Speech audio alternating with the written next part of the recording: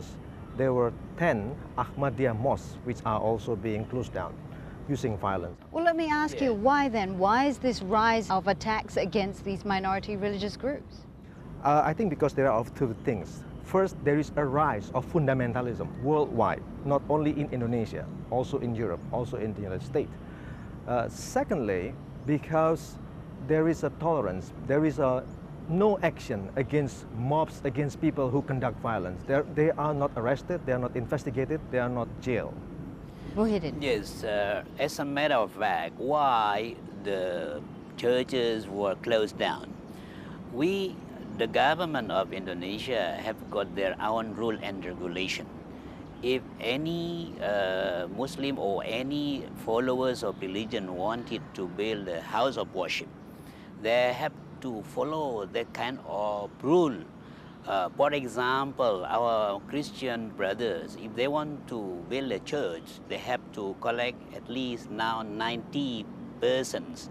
In addition to that, they have to get approval from 60 members of the society that can support the plan of the house of worship as a church. Let me just stop you there and ask Andreas, what do you think of this? I mean, Muhyiddin is saying that this is merely a misunderstanding, that these churches were built illegally. Is that the case? Well, there are some which did not get the legitimate signature, but there are many who got all of the signature, who got all of the permit, but still they are being closed down because of mob attacks. The thing is, no one was arrested for attacking churches. This mob that you're talking about, who are they and why hasn't there been any action against them? Oh, they are using a lot of organizations, the Defenders of Islam Front. There are many organizations, militias, they are armed, they are violent, they are burning places, they are attacking priests, etc., etc. Muhyiddin, I see you nodding. You would agree that there have been attacks against minority religious groups. It's not merely a misunderstanding, is it? Honestly speaking, we, Indonesia, is well known as the paradise of religious tolerance. Regarding the Ahmadiyyas, Ahmadiyya we consider is non-Muslim right from the beginning. Because even in the birthplace of Ahmadiyya is considered as a minority non-Muslim group. But surely they must be allowed to to worship. They must be allowed to do what they want. They are given freedom to practice their own religion, provided they don't take the name of Islam. Who are you to say what is Islam and what is not Islam? Of course, like... There are different sects of Islam, isn't there? There are different branches. I don't agree to say that, sects. We have got only different school of thought. It's not sect. And is the Ahmadiyya a different school of thought? Ahmadiyya is not school of thought. Ahmadiyya is a kind of faith, whereas they have already tarnished the teaching of Islam itself. Therefore, we never agree to somebody who claim themselves Muslim, but they violate the teaching of Islam. You're talking about the Ahmadiyya sect here, but what about the burning of the mosques? What about attacks against Jewish synagogues? Those who burn and attack the house of worship, they deserve to be given a punishment by the government.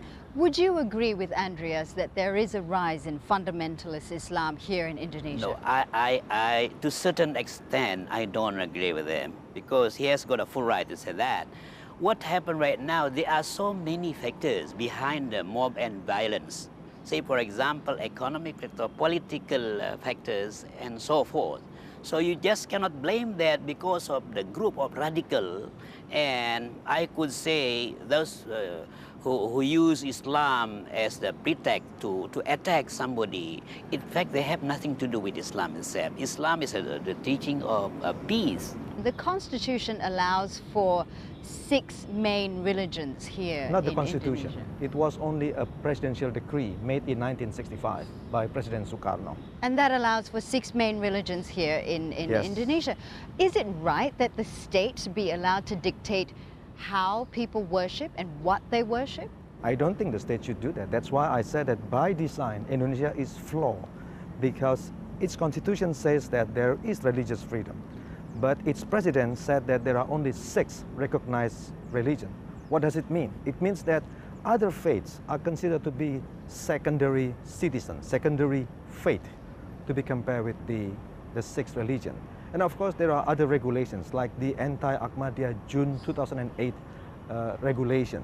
There is also this, well, they call it house of worship regulation, but in fact, it only affects the Christian churches or other minority religions. It does not affect when people building a mosque, they don't necessarily take so many signatures that have to be submitted by the neighboring area. Muhyiddin, what is your reply? No, I don't think so. Even we Muslim, if we want to build a mosque, we need to get approval from those who live around the area.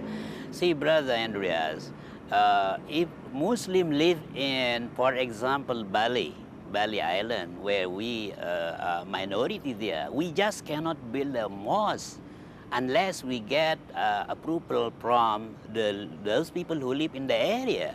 At least we have to follow the rule and regulation. Most Muslims in Indonesia live on the island of Java. 62% live on the island of Java. But other islands like Borneo, like Sulawesi, like Papua, they are much bigger islands. The native are predominantly Christians. And we rarely heard about mosques being burned, being attacked in those predominantly Christian areas. So you're saying that many of the attacks mainly happen in majority Muslim areas? If we take a look at the pattern, the most violence usually taking place in Western Java. There is historical reason for that because this area used to be the enclave of the Darul Islam movement, which was trying to establish Indonesia as a Sharia-based country. I want to talk about something that you raised a little earlier on. You talked about the Ahmadiyya perhaps being moved to a certain island apparently for their own protection. Do you think this is a good move for them? Of course not. You cannot move people by force. You cannot move people out of their family members, friends, job, market, school for the children, etc., etc. So it is inhuman. Muhyiddin, what do you think? See, I don't agree at all because as far as Islamic teaching is concerned, we are not allowed to force somebody to follow our faith. What we are objecting right from the beginning is the practice of our brothers from Ahmadiyya who still claim themselves as Muslims. See, for example, if you are Hindu or if you are Christian and somebody else claim themselves Christian, but they violated the teaching of Christianity and Hinduism. Do you want to keep quiet? Do you agree or not? That's the reason. Therefore, the best solution. Are you saying then that if the Ahmadiyya sect came out and said, all right, we will now admit that we are not part of the Islamic religion, we are in fact a whole different religion, that these attacks against them will stop? Definitely. We have given two options. One is Ahmadiyya, they form their own religion, the name Ahmadiyya religion. Or they return to the teaching of Islam, the genuine teaching of Islam. If they accept this, we can guarantee there no more attack, no more against Ahmadiyya. Who is to say, who then dictates what is the genuine